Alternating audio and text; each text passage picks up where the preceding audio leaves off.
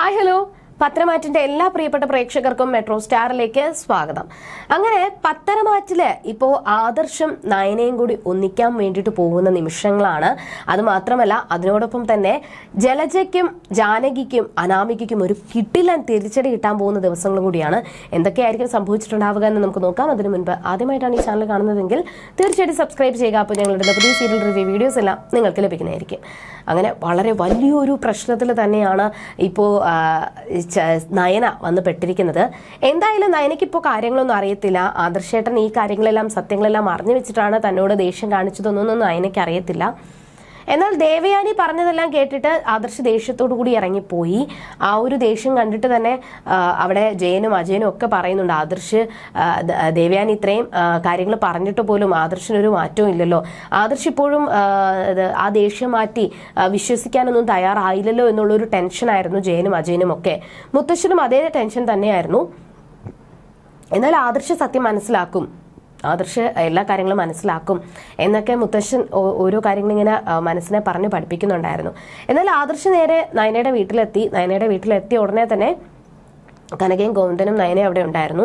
അവരുടെ മുന്നിലെല്ലാം വെച്ച് ഞാൻ നിന്നെ വിളിച്ചുകൊണ്ട് പോകാനൊന്നും വന്നതല്ല, ഞാൻ നിന്നെ ഡിവോഴ്സ് ചെയ്യാൻ വേണ്ടിയിട്ട് തീരുമാനിച്ചിരിക്കുകയാണ്, കോടതിയിൽ എത്രയും പെട്ടെന്ന് പോകണം, എന്നിട്ട് കേസ് ഫയൽ ചെയ്യണം, മ്യൂച്വൽ ഡിവോഴ്സ് ആണെന്നുണ്ടെങ്കിൽ നമുക്ക് ഉറപ്പായിട്ടും പെട്ടെന്ന് ഡിവോഴ്സ് കിട്ടും, എനിക്കെന്തായാലും നിന്നെ ഇനി സഹിക്കാൻ പറ്റത്തില്ല, നീ മൊത്തം എനിക്ക് ഒരുമിച്ച് ജീവിക്കാൻ പറ്റത്തില്ല എന്നൊക്കെ ആദർശ് കനകയുടെയും ഗോവിന്ദന്റെ മുന്നിൽ വെച്ച് പറഞ്ഞു. അതെല്ലാം കേട്ടപാടെ തന്നെ എന്താ കാര്യം എന്നൊക്കെ ചോദിക്കുമ്പോൾ ദേവയാനി വന്ന കാര്യങ്ങളും ദേവയാനി തന്നോട് സത്യങ്ങൾ തുറന്നു പറഞ്ഞ കാര്യങ്ങളൊക്കെ ആദർശ് അവിടെ ഇരുന്ന് അവരോട് പറയുന്നുണ്ട്.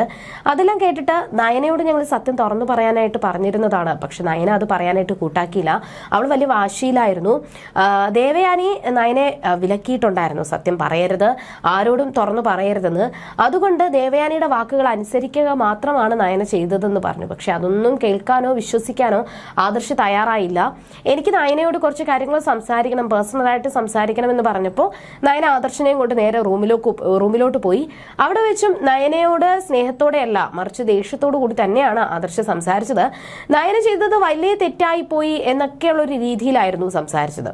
മാത്രമല്ല ദേവയാനി വന്ന കാര്യങ്ങളൊക്കെ പറഞ്ഞപ്പോൾ നയന പറയുന്നുണ്ട്, ഞാൻ ആദർശേട്ടനോട് ഒരു സത്യം പറയാൻ വേണ്ടിയിട്ട് വന്നതാണ്, പക്ഷേ ആദർശേട്ടൻ അത് കേൾക്കാനായിട്ട് കൂട്ടാക്കിയില്ല. എന്നാൽ എനിക്ക് നീ പറയുന്ന സത്യങ്ങളൊന്നും കേൾക്കാനായിട്ട് താല്പര്യമില്ല, നീ പറയാൻ വന്നത് അമ്മ നിന്നെ സ്നേഹിച്ചു തുടങ്ങിയ കാര്യങ്ങളല്ലേ, അത് ഞങ്ങളോട് അമ്മ പറഞ്ഞു എന്ന് ആദർശ് പറയുമ്പോൾ അങ്ങനെയാണെങ്കിൽ എന്ത് സത്യമാണ് ആദർശേട്ടൻ മറച്ചു വെച്ചത് എന്ന് നയന ചോദിച്ചു.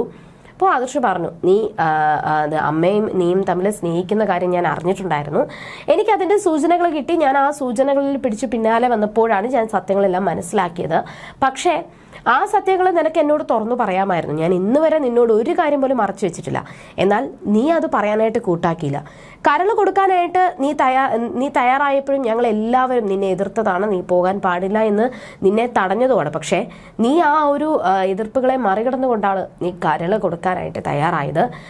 പക്ഷേ ഞങ്ങൾക്ക് അതിനുശേഷം ഞാൻ നിന്നെ ഒരുപാട് സ്നേഹിക്കുന്നുണ്ടായിരുന്നു. ആ ഒരു കരൾ കൊടുത്ത് ആ ഒരു സംഭവം കൂടി ആയപ്പോൾ നിന്നേക്കാൾ ഒരുപാട് താഴ്ന്ന തട്ടിലായിരുന്നു ഞാൻ, അത്രത്തോളം നിന്നെ ഞാൻ ബഹുമാനിക്കുകയും സ്നേഹിക്കുകയും ചെയ്തു. അങ്ങനെയുള്ള നീ എന്നോട് ഇത്രയും വെറുപ്പ് കാണിച്ചപ്പോൾ എനിക്കത് സഹിക്കാൻ പറ്റുന്നതിലും അപ്പുറമായിരുന്നു എന്ന് ആദർശ് ഒരുപാട് കാര്യങ്ങൾ പറഞ്ഞ് നയനെ കുറ്റപ്പെടുത്തി. അതെല്ലാം കേട്ടപ്പോൾ നയനയ്ക്ക് സഹിക്കാൻ പറ്റിയില്ല. അവസാനം നിന്നെ ഡിവോഴ്സ് ചെയ്യാനായിട്ട് പോകുവാണെന്ന് ആദർശ് ഉറപ്പിച്ച് പറഞ്ഞപ്പോഴാണ് നയനെ പൊട്ടി കരഞ്ഞത്. ആ സമയത്ത് തന്നെ ദേവയാനി വന്ന കാര്യവും ദേവയാനി എല്ലാവരുടെയും മുന്നിൽ വെച്ച് സത്യങ്ങൾ തുറന്നു പറഞ്ഞ കാര്യങ്ങളെല്ലാം ആദർശ് നയനയോട് വിശദീകരിച്ചു. മാത്രമല്ല, നിന്നെ ഞാൻ ഒരിക്കലും വിട്ടുകൊടുക്കത്തില്ല, നിന്നെ എനിക്ക് വേണം, എന്തായാലും നിന്നോട് എനിക്ക് ദേഷ്യമുണ്ടായിരുന്നു, ആ ദേഷ്യത്തിലാണ് നിന്നോട് ഞാൻ സംസാരിച്ചത്, പക്ഷേ ആ ദേഷ്യമെല്ലാം എനിക്കിപ്പോൾ മാറി, എനിക്ക് നീ ഇല്ലാതെ പറ്റത്തില്ല എന്ന് പറഞ്ഞ ആദർശ് നയനെ ചേർത്ത് പിടിച്ചുകൊണ്ട് തൻ്റെ പ്രണയം നയനയോട് പറഞ്ഞു. അങ്ങനെ അവർ പിന്നെ അതിനുശേഷം തിരികെ അനന്തപുരിയിലോട്ട് പോകുവാണ്. അപ്പോൾ പോകുന്നതിന് മുന്നേ തന്നെ എല്ലാവരും എൻ്റെ മുന്നിൽ അഭിനയിച്ചത് കൊണ്ടാണ് നിന്റെ അച്ഛനോടും അമ്മയോടും മുന്നിൽ വെച്ചിട്ട് ഞാൻ അങ്ങനെയൊക്കെ പറഞ്ഞത്. തിരികെ പോയപ്പോഴും ആദർശ് ആദ്യം അവരുടെ മുന്നിൽ നാടകം കളിച്ചു, പിന്നെ സത്യങ്ങളെല്ലാം തുറന്നു പറഞ്ഞു. അനന്തപുരിയിൽ നടന്ന സംഭവങ്ങളും നയന തന്നോട് പറഞ്ഞ കാര്യങ്ങളും ദേവയാനി പറഞ്ഞ കാര്യങ്ങളും ഒക്കെ അവരോട് എല്ലാവരോടും പറഞ്ഞു. അങ്ങനെ സന്തോഷത്തോടു കൂടി തന്നെയാണ് നയനയും ആദർശിനെയും കനകയും ഗോവിന്ദനും ഒക്കെ പറഞ്ഞയച്ചത്. അപ്പം ഇതിനിടയിൽ അനന്തപുരിയിലെ ചെറിയ ചർച്ചകൾ നടക്കുന്നുണ്ട്. ഒരിക്കലും ആദർശിന്റെ തീരുമാനത്തിനൊത്ത് മുത്തശ്ശന് നിൽക്കരുത്, ആദർശ് നയനെ ഡിവോഴ്സ് ചെയ്യാൻ പോകുകയാണെന്നാണ് പറഞ്ഞത്. പക്ഷെ എല്ലാവരെയും വേദനിപ്പിച്ചുകൊണ്ട് ആദർശ് അങ്ങനെ ചെയ്യാൻ പാടില്ല.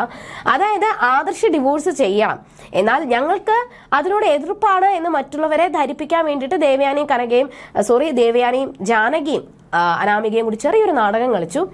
അപ്പോൾ മുത്തശ്ശൻ പറഞ്ഞത് ആദർശ് ഒരു തീരുമാനം എടുത്തു, ഞങ്ങൾക്ക് അതിൽ നിന്നും അവനെ പിന്തിരിപ്പിക്കാനായിട്ട് പറ്റത്തില്ല എന്ന് പറഞ്ഞപ്പോഴും ആരുടെയും മനസ്സ് വേദനിപ്പിക്കുന്ന രീതിയിലുള്ള തീരുമാനമായി എടുക്കാൻ പാടില്ല.